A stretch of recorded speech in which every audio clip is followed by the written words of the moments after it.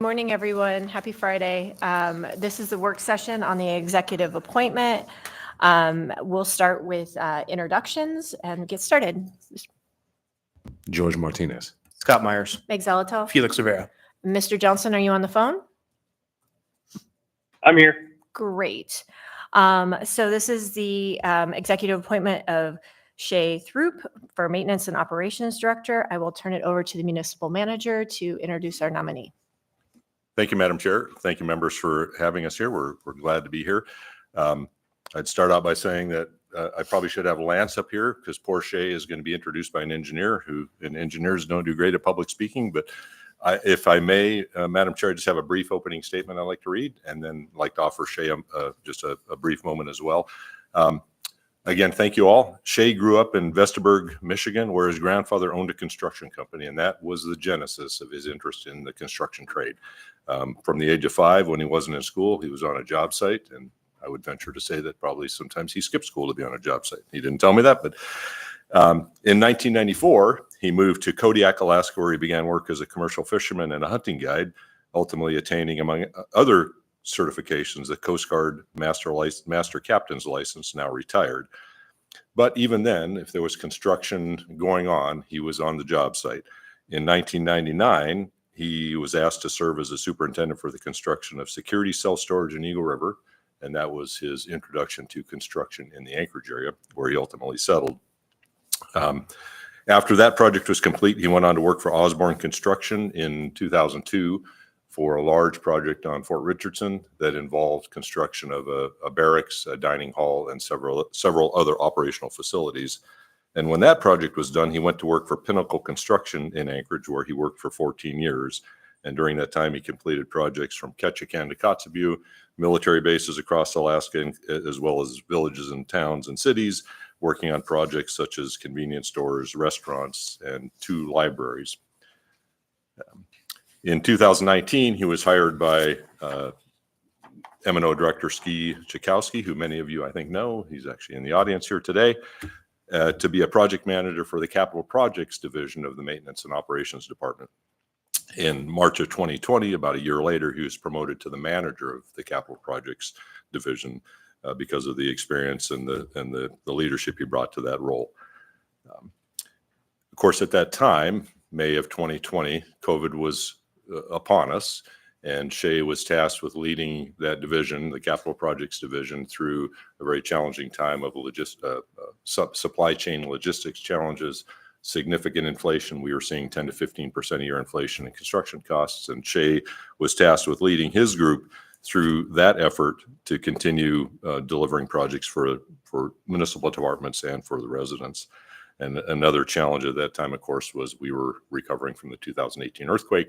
There were 30 plus projects that were federally funded that Shay and his group also accomplished.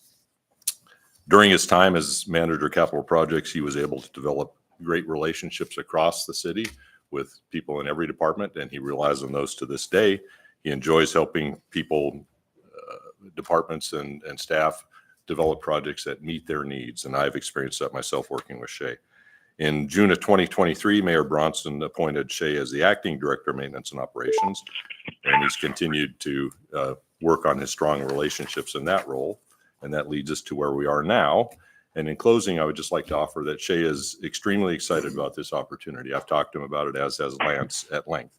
He's looking forward to the challenge of leading this important department, which serves so many citizens. He enjoys helping citizens, employees, the administration, and the assembly get the information they need and find solutions. He's always solution-oriented.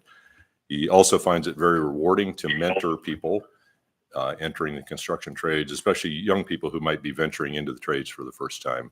And I think we all recognize that skill building and recruitment is a challenge that we need to face head on, and Shay has been doing that. He's got almost 30 years of experience in the construction trades, 22 years in leadership in the construction trades. I've worked with him for the past year. I found him to be a consummate professional. He's calm. He is factual. He's not afraid to speak the hard truth, even if sometimes I don't want to hear it. He's got the best interest of the municipality and the citizens at heart, and I heartily endorse him for this position. And Mayor Bronson respectfully requests the Assembly approve Shay as the Director of M&O. And if I may, Madam Chair, I'd just like to offer Shay just a brief moment. Let me do some housekeeping here. Yeah. We've been joined by 3 members, Mr. Solt, Ms. Brawley in the room, and Ms. Bronga on the phone, and I'll be happy to turn the floor over to Mr. Throop. Good morning. I'd like to thank you for the opportunity to be here today. Would also like to state that I am invigorated by the challenges of this position, and I have great respect for the seriousness of the task at hand. I believe that my experience has prepared me for this position in a way that will benefit the citizens of Anchorage going forward. And I also believe this position may be my highest professional calling, and I will strive every day to treat it as such. Thank you. All right, thank you. Any questions? And if you are on the phone, you can either text me or just unmute and say you'd like in the queue. Ms. Brawley. Yeah, thank you. And I've already been working with you for a bit, and I appreciate your collaboration. So thank you for that. And I guess my question, I'm not going to go with snow plowing, but I'm going to go bigger than that. I think one of the kind of structural things that we have been discussing a lot in our city is really how do we maintain what we have, right? And I know some of that is funding. Some of that, I mean, really a lot of it is going to be not just your responsibility to figure out, but I guess, do you have thoughts about kind of how we could improve maintaining what we have, whether it's, more efficiencies or, ways that we could be supporting staff better, and this is a conversation we can continue, but I'm just kind of curious your thoughts right now.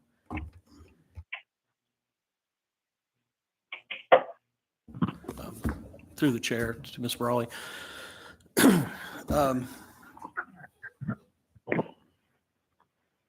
Maintaining what we have now is an ongoing process. Maintenance and operations is kind of part and parcel to what we do. I do think that there are some potential efficiencies, and we're in the process of exploring those now. I would identify as some of the challenges of maintaining what we have now is there's a part of that that's very difficult because people, our largest resources are people, and they're getting older. Everyone gets older. We approach retirement age, and the difficulties we have are incorporating new people into those positions and working them through. And we're having pretty aggressive conversations of how we can deal with that in the most efficient manner. Mr. Solt?